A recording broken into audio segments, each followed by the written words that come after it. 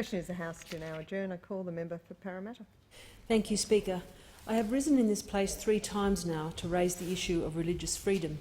The first time it was in response to some rather absurd calls from opposition members to ban the hijab. The second was in response to an attack on my local Jewish synagogue, and this time it's in response to concerns in our Islamic community that incidents of abuse and discrimination on religious grounds appear to be on the rise. Speaker, I believe that most Australians would assume that freedom of religion is a given in this country. It runs deep in our culture and is featured in our Constitution. It includes the right to have or not have a religion, to manifest religious belief individually or with others, in public or in private, and to do so without fear of reprisal, abuse or discrimination. I realised a few months ago that I'd started smiling at women in the street who were wearing the hijab, which is the headscarf worn by many women of Islamic faith. And the reason was quite simple and also shocking. It's because I knew at some level that Muslim women and girls who wore religious garments were suffering rudeness, abuse and even various forms of touching in the street. And like the men, they are more easily identified as Muslims and are therefore more vulnerable to abuse. My smile was my attempt to show them support, and in conversations I've had with Muslim friends, both male and female, and the stories they have told me of their experiences on the street, I know that my view was accurate. Speaker, even if just some women and girls can't walk down the street wearing a hijab, even with their children, without being abused or fearing abuse, if they feel afraid or even a little uneasy, then I fear we are not the open, welcoming country of a fair go that we think we are. If we see overt demonstrations of rudeness and abuse towards women and girls, we can reasonably assume that there's also hidden discrimination in other aspects of life, including getting a job, earning a promotion, and our workplaces must also be rife with discrimination for both Muslim men and women.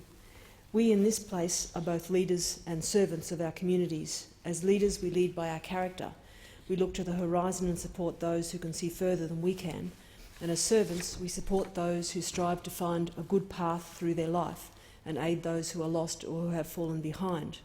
We who have been given the extraordinary privilege of representing our constituents have a role to play as leaders and servants in ensuring that our communities of all backgrounds and abilities grow secure and strong, confident and empowered to make the decisions needed to build good lives.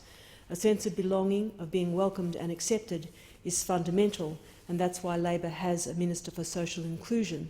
And when we see a community feeling excluded, then it is our job to act to counter that. Speaker, my Muslim community is a good one. I know them as children going to school, as students, young adults falling in love, parents, grandparents, engineers, doctors and religious scholars, as people who have chosen a good path through life, one which provides a sense of community and guides them in finding answers to the difficult questions of life. I also know them as people who despair about the actions and behaviours of those people in the world who do terrible things in the name of Islam, and I know they seek to protect this country of theirs where they raise their children and work and plan to retire from any infiltration of those distorted, violent beliefs, and we should all be with them and beside them on that. I know them as people whose path through life will be a little more difficult if they don't feel welcome and safe in a country that is their home, and more these days is the country of their birth.